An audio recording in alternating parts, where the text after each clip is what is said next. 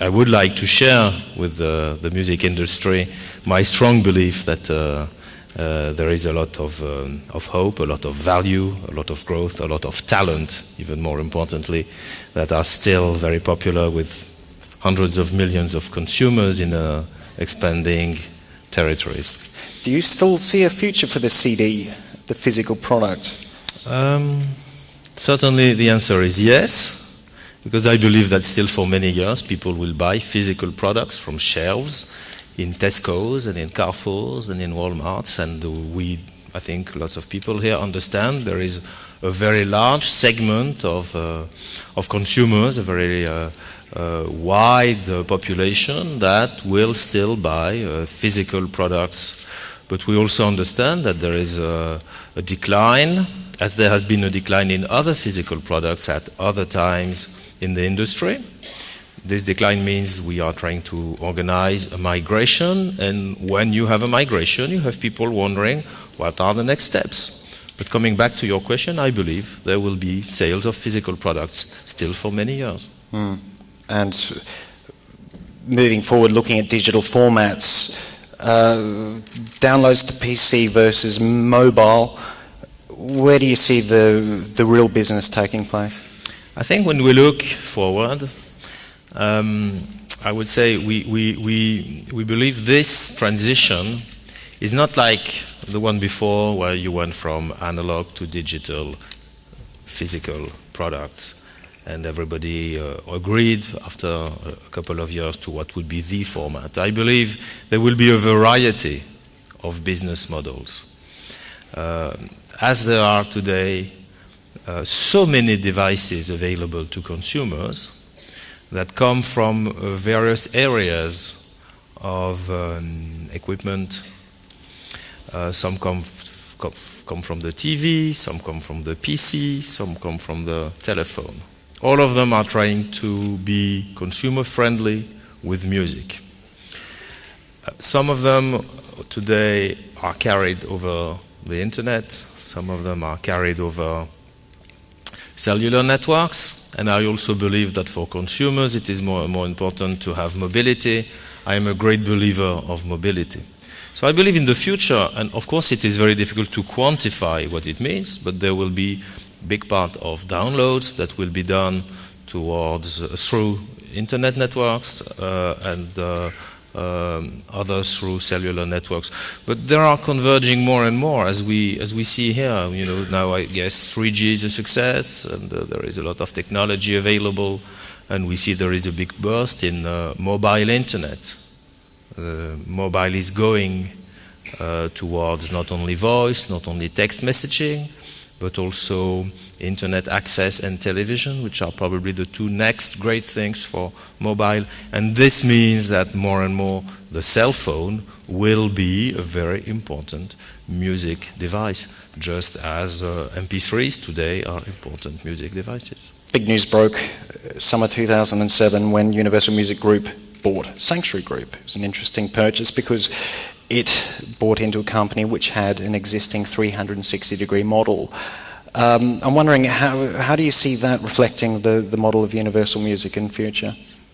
I think we are lucky at Universal Music that we first have great artists and great management that has great respect for the artist and that is willing to permanently serve the artists. And to do that, we believe that our role is not only to produce these records that people buy or that people download, but also to help the artists in developing their career. So migrating towards what people call a 360 strategy is fully in line with our philosophy that we should be good partners and we should serve the artists and all their professional career, in all their life, as music geniuses.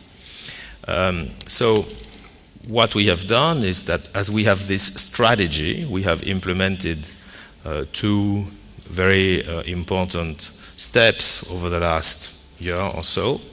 One is that we have doubled our size in the exploitation of rights, what people call music publishing, by acquiring Bertelsmann Music Publishing. And one is that we have decided to acquire a company that is very strong in merchandising and touring and artist services, artist management, in order for us to accelerate a bit that strategy, to be good partners for the artists beyond the record, but in the management of their career. Is there any chance in future of spinning off the record division? What do you mean, for Vivendi? Yeah. No, we are very committed. I am personally very committed to Universal Music Group. Back in 2003, the numbers didn't look very good.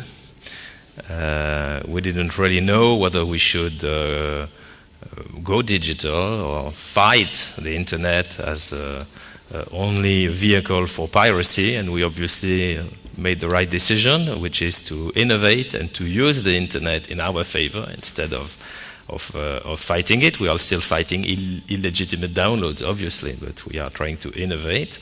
And we also decided a very massive cost-cutting exercise. As a shareholder of Universal Music Group, I have seen the numbers, go up quite sharply. We had in 2003 3% operating margin business.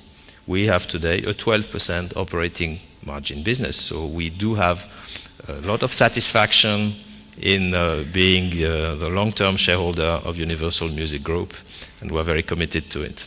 What do you hope to achieve with the integration of BMG Music Publishing into Universal? It's something we haven't touched on.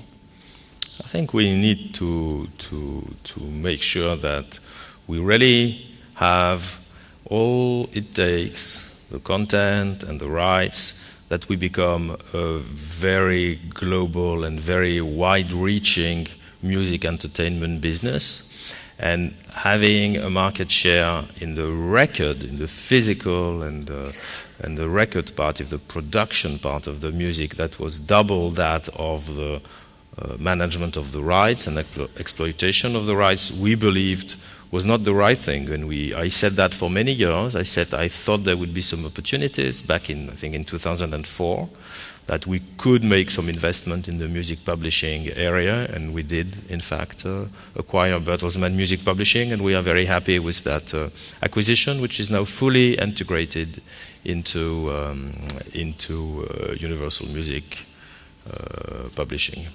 Okay. How do you see the digital world shaping up for content providers? I think, entertainment is really big. And digital entertainment is really greater every day because of technology, because of globalization. So I believe if we can create the right content, we have all the resources to make it happen. So it all starts with having the right creative policy, which means, in my view, it starts with empowering the people who are able to make the right creative and artistic decisions to do so. And if we do that, and if we understand the technology well, and if we understand the consumers well, then because of technology and globalization, digital entertainment, which is our business, will continue to expand, and we will be very successful there.